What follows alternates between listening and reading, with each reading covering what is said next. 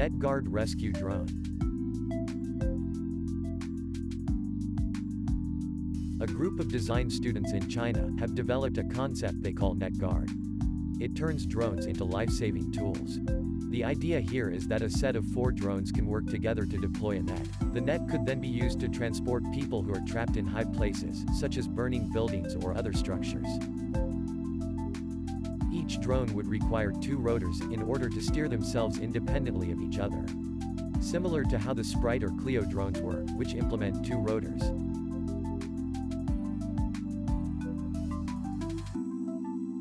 Quadcopter drones are relatively stable, because their propellers are arranged in a static, rigid frame. But stretching a net between the corners adds several layers of complexity. And catching a person on that net would make this project almost unfeasible. The concept is obviously very cool, and the students should be commended for their creativity. But don't expect this solution anytime soon. It will need at least a decade of development.